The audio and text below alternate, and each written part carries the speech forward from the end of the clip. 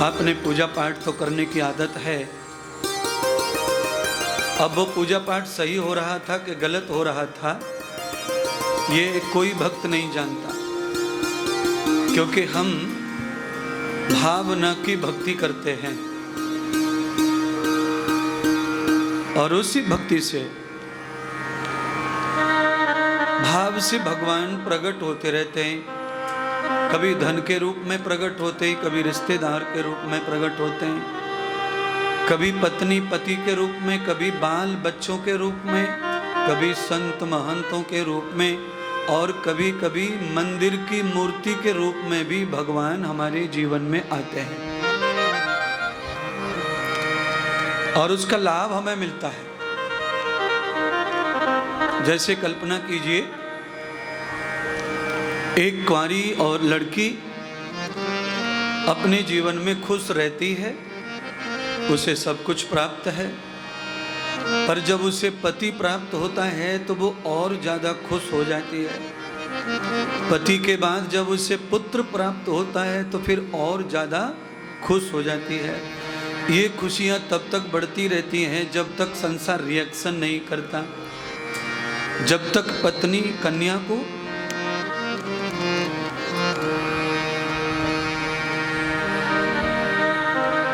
को जब तक पति के दुर्गुण पता नहीं चलता तब तक वो खुश रहती है, खुश रहती है। जब उसे पति के दुर्गुण समझ में आते हैं तो जितनी भी उसने खुशी कमाई थी वो संपूर्ण खुशी उसकी समाप्त हो जाती है, और वो जितनी खुश नहीं हुई उससे 1000 गुनी दुखी हो जाती है।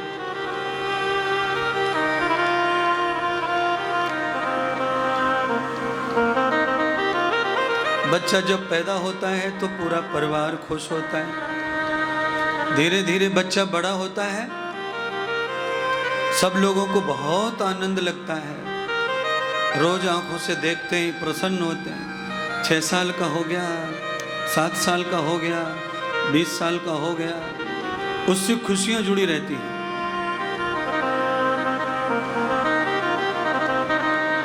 जैसे उसमें, बाप रे क्या कर दिया,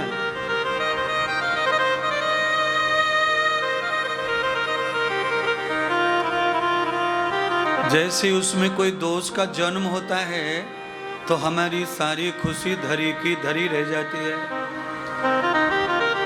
हम कोई दुकान खोलें, व्यापार खोलें, प्रारंभ में बहुत अच्छा लगता है, पैसे आते हैं, खुशी मिलती है, और उसी व्यापार में जब नुकसान हो जाता है तो बहुत कष्ट होता है, दुख होता है। जिनके सहारे हम मांग में सिंदूर भरते हैं वो मर जाएं तो जीवन उजड़ जाता है, स्त्री बेकार हो जाती है। अब आप सोच रहे होंगे महाराज ये सब क्यों बता रहे हो, हम तो कथा सुनने आए। ये सब इसीलिए बता रहा हूं कि संसार चाहे कितना भी सुख देने वाला दिखे, पर आखिर में उस संसार में दुख ही दुख है। इसीलिए इतनी सारी बात मुझे बतानी पड़ी है।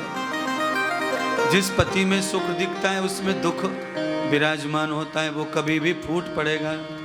जिस औलाद में सुख दिख रहा है उसमें कब दुख पैदा करने वाले गुण आएंगे ये कोई नहीं जानता। कब वो एक्सीडेंट में ट्रक के नीचे आएगा किसी को नहीं पता। कितना बड़ा धोखा और कितना बड़ा दुख हमारे लिए छोड़ के जाएगा कोई नहीं जानता। कब दुकान में शॉर्ट सर्किट होगा, आग लगेगी और करोड़ों का रखा हुआ शोरूम में कपड़ा जल के राख हो जाएगा ये भी कोई नहीं जानता। लाखों रुपए जिस शोरूम से आते हैं 1 घंटे में तबाह हो जाता है। रोने के सिवाय कुछ भी हाथ नहीं लगता है।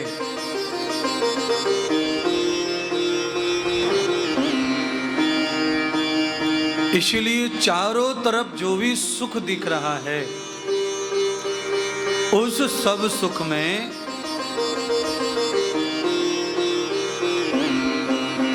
दुख समाहित है, दुख मिला हुआ है। अच्छा बोलिए, खाना खाते समय कभी आपकी जीभ कटी है कि नहीं कटी? कभी होठ, ये नौशहरा की मम्मी नहीं बोल रही हैं,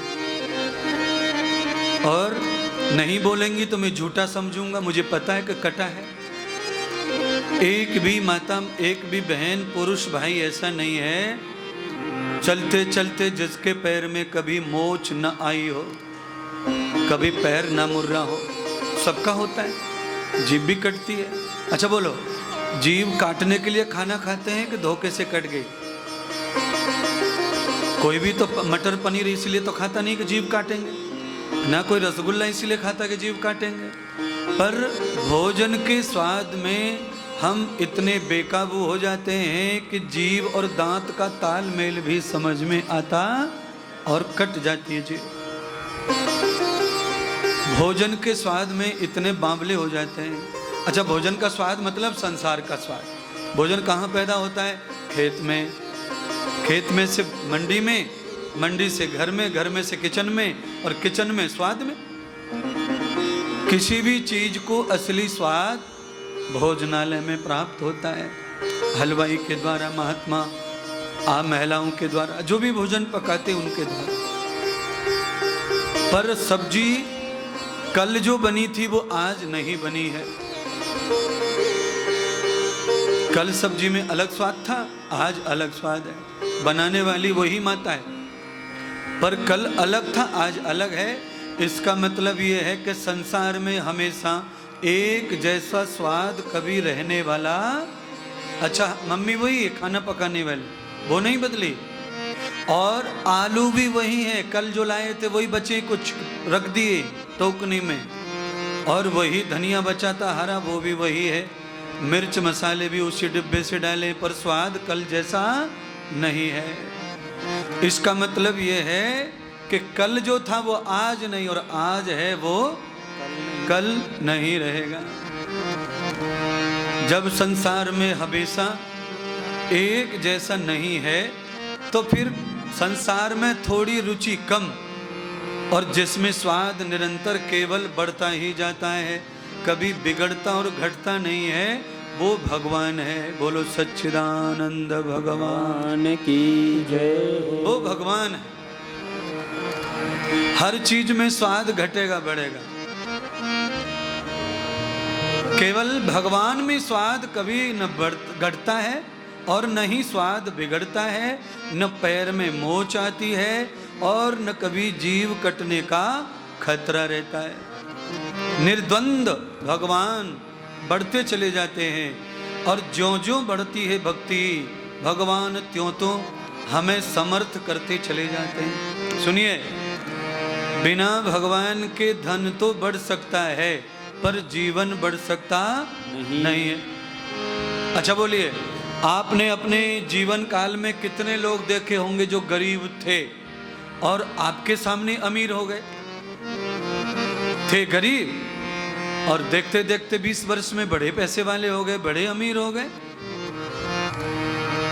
पहले लकड़ी का ठेला लगा करके दुकान घुमा घुमा के बेचते थे, अब शोरूम खोलकर बैठे हुए हैं, और नौकर काम कर रहे हैं, वो तो केवल ऑफिस में एसी लगा करके रुपया गिनने में लगे हैं। 20 साल पहले ऐसा नहीं था।